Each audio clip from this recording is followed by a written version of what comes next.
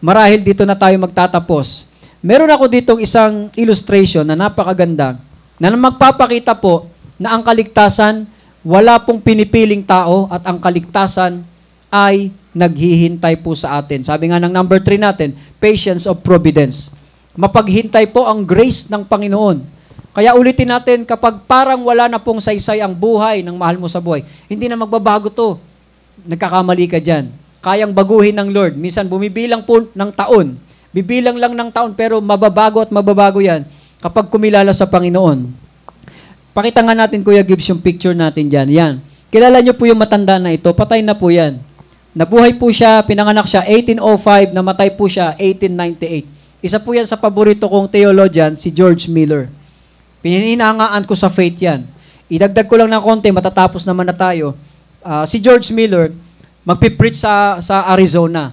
Ngayon, sumakay siya ng barko, pagsakay niya ng maliit lang naman na barko. Sabi nung kapitan, evangelist, hindi po tayo pwedeng tumuloy. Napakakapal po ng fog. Hindi po, kasi nung araw, wala namang mga high technology. Hindi po natin makikita ang daan, papunta sa Arizona, mapapahamak po tayo. Sabi ni George Miller, kinakailangan kong pumunta doon.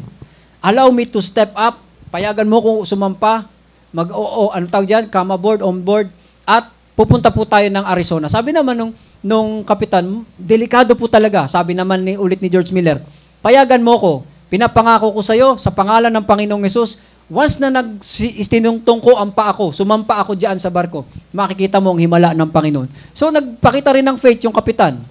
Sampa si George Miller. Pagpaandar ng makina, nakita talaga ng kapitan, unti-unting umaangat yung mga fog, nakarating po sila ng safe and sound doon sa pupuntahan. Kaya naligtas po yung kapitan na yun. Tingnan niyo po yan. Kaya ito si George Miller, ang dami pong naligtas niyan. Parang katumbas niya sino yan? Billy Graham, nung panahon. Yan ang mga magkakasunod. Ngayon, ito pong si George Mueller. Sabi natin, basahin natin dyan ang basa. George Mueller prayed 52 years for a friend's salvation.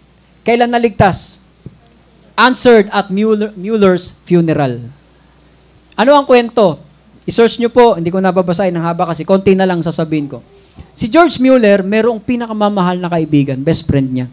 Ang problema, hindi po kinikilala ang Panginoon. Ayaw maniwala kay George Mueller na si Jesus Christ ay tagapagligtas, si Jesus Christ ay nagbabago ng buhay at nagbibigay ng kasiguraduhan sa buhay na walang hanggan.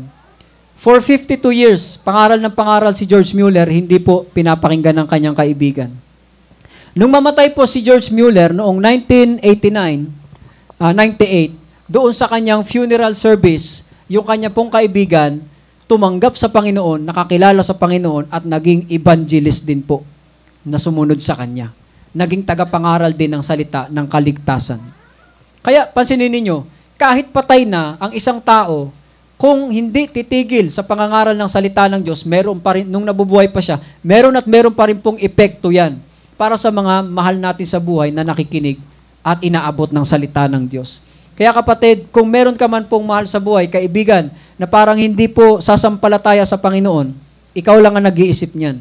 Kasi ang biyaya po ng kaligtasan ng Ebanghelyo ay tumatagos hanggang sa kaibuturan ng puso. Ang sabi nga po ng salita ng Panginoon, Hebrews chapter 11 verse 12, 4 verse 12, sino nakaka-memorize niyan? Hebrews 4:12, for the word of God is quick and powerful, sharper than any-edged sword, piercing even to the dividing asunder of soul and spirit and of joints and marrow, and is the discerner of thoughts and intents of the heart. Yan po ang kapangyarihan ng salita ng Diyos. Kaya kapatid, huwag tayong titigil hanggat silang lahat ay mga ligtas. Amen?